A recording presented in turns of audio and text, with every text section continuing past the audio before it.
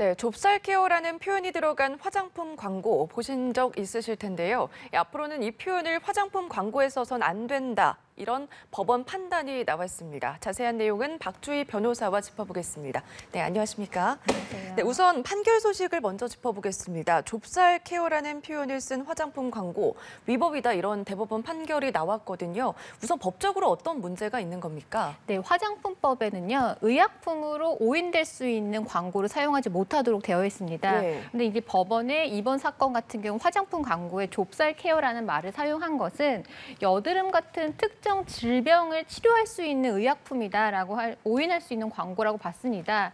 이번 소송에서 이 업체는 좁쌀 케어라는 말을 쓴 것은 여드름 등 이런 피부 질환을 뜻하는 게 아니라 피부 결을 표시하는 비유적인 표현이었다 이렇게 봤는데요. 예. 그런데 법원은 이제 광고에 같이 삽입된 사진들을 같이 봤더니 이 여드름성 피부 사진이 같이 삽입되어 있었어요. 그래서 이런 걸 보면 좁쌀이라는 말 자체가 어떠한 피부 결이라든지 이런 걸 비유적 표현이 아니라 여드름 같은 피부 질환을 뜻하는 거 아니냐 이렇게 법원에서 판단을 했습니다. 네.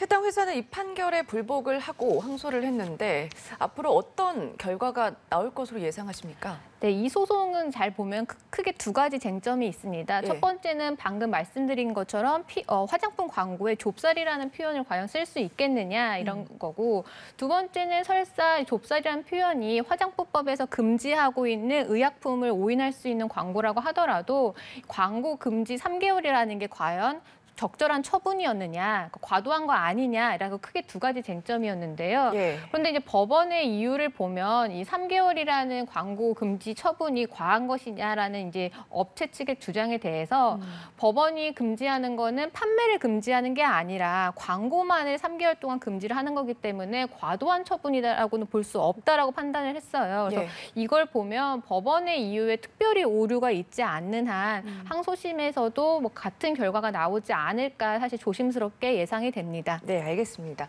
다음 내용은요. 인천에서 부인을 흉기로 살해하고 도주한 40대 남성이 어제 수원에서 붙잡혔습니다. 굉장히 범행이 잔혹하던데 어떤 사건입니까? 네, 이 경찰에 붙잡힌 40대 남성은요, 지난 4일 새벽에 자신의 아내와 장모를 흉기로 찌르고 달아났습니다. 네. 그 집안의 거실에는 아내가 쓰러져 있었고 집 밖에 있는 거리에서는 장모가 쓰러져 있었는데요.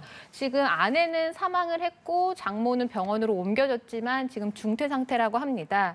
그리고 이 사건이 더 끔찍한 건 이 사건을 경찰에 신고한 게 바로 딸이었는데요. 네. 딸이 바로 이 범행 현장에 있었던 것으로 추정이 되면서 더 끔찍하다고 느껴지고 있습니다. 예, 남성을 잡기 위해서 경찰은 전담반을 꾸려서 수사를 했습니다. 이 남성이 경찰 추적을 또 따돌리려고 했던 정황도 포착이 됐는데 그렇다면 가중처벌이 되는 겁니까? 네, 이 남성은 며칠 동안 이제 도주를 하면서 경찰을 따돌리려고 했더라는 게 이제 표시가 났는데요. 일단 네. 휴대전화를 꺼놨습니다. 휴대전화를 사용을 하면 이제 기지국을 통해서 이제 위치가 파악되니까 휴대전화를 꺼놨고요.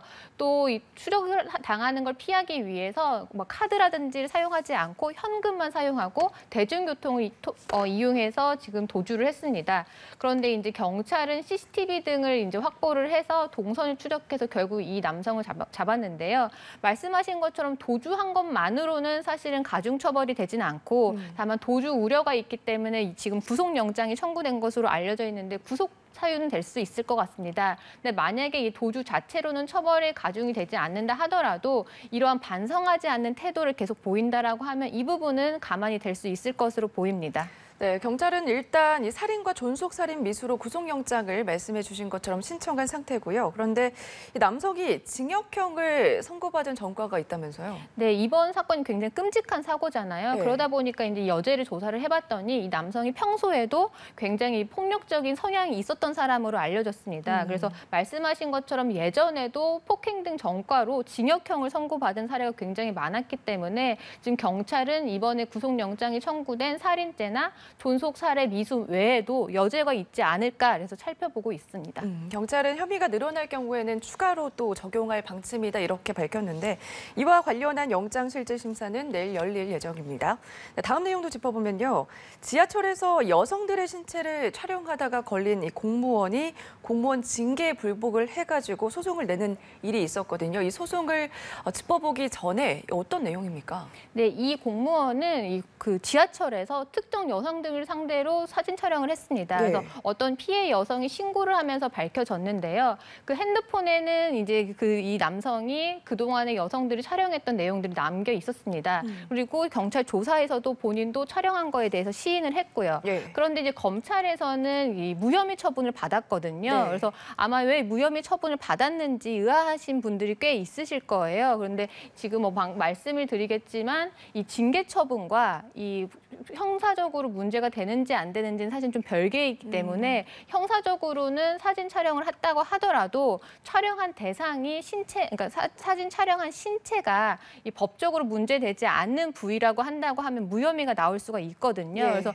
무혐의가 나왔는데 왜 본인은 징계 처분은 계속 됐느냐라고 해서 이 부분을 다퉜던 사건입니다. 네, 그러니까 증거 불충분으로 지금 무혐의 처분이 난 거잖아요. 그렇다면 요즘에 공공장소에서 불법 촬영 관련된 소식들 많이 접할 수가 있는데 피해자 입장에서는 굉장히 당황스럽고 억울할 것 같거든요. 이거 증거 불충분의 기준이 또 궁금하거든요. 네, 맞습니다. 이 사건을 잘 보면 무혐의했던 그 불기소 이유를 보면 네. 특정 신체 부위를 확대해서 촬영한 흔적은 없다라는 거예요. 그래서 아까도 말씀드렸지만 성폭법상 이 카메라 등 이용 촬영죄가 성립이 되려면 단순히 다른 사람의 신체를 함부로 촬영한 것뿐만이 아니라 촬영한 신체 부위 자체가 성적 수치심을 느낄 수 있는 부위여야 됩니다. 그래서 네. 예를 들면 여성의 맨다리나 아니면 엉덩이 부위 같은 경우는 일반인의 입장에서는 충분히 성적 수치심을 느낄 수 있는 부위이기 때문에 카메라 등 이용 촬영죄가 성립이 되는데 네. 그게 아니라 등이라든지 뒤통수라든지 일반적인 감정에 있어서 성적 수치심으로 느낄 수 없는 부위라고 한다고 하면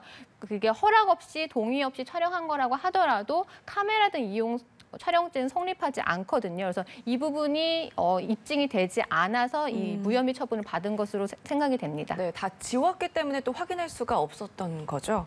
검찰은 무혐의 처분을 내렸지만 해당 공무원이 속한 이곳에서는 1개월 감봉 처분을 내렸습니다. 이에 대해서 이제 반발을 하면서 소송을 냈는데 결과는 어떻게 나왔습니까? 네, 법원에서는 이 징계 처분이 적법하다였습니다. 네. 그러니까 이 공무원 같은 경우는 내가 처벌을 받은 것도 아닌데 왜 징계 처분을 하느냐. 그래서 징계 처분이 부당하다 이런 이유로 이렇게 청구를 한 건데 네. 법원은 무혐의 처분을 받았다고 하더라도 지하철에서 여성의 신체를 동의 없이 촬영한 사실은 맞고 그 부분은 본인도 경찰 조사에서 인정한 바가 있고 그리고 이 사람이 지금 공무원이잖아요. 예. 공무원 신분이잖아요. 공무원의 경우에는 굉장히 높은 수준의 윤리성, 도덕성이 요구가 되고 공무원이 가져야 되는 품위 유지 의무는 단순히 형사적으로 문제되고 안 되고보다 훨씬 더 넓은 범위인데 이렇게 불법으로 촬영했다라는 것만으로도 이건 품위 유지 위반이다라고 해서 징계 처분이 적법하다라고 봤습니다.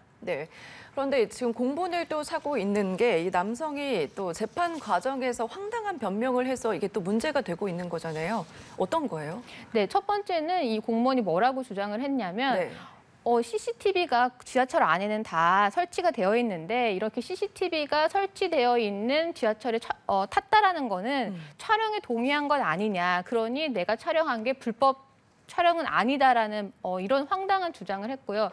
두 번째는 내가 촬영한 거는 여성의 신체가 아니라 풍경을 촬영한 거다라는 주장을 했어요. 예. 근데 이제 법원에서는 풍경을 촬영을 했다라고 하면 왜 핸드폰에 있는 사진을 모두 다 지웠느냐 이런 부분이 좀 맞지가 않고 또 본인이 경찰 조사에서 이미 신체 촬영한 거에 대해서 시인한 바가 있기 때문에 네. 이런 부분을 근거로 해서 법원은 이 황당한 주장을 다 반박을 했습니다. 네, 알겠습니다. 이 내용도 한번 알아보겠습니다.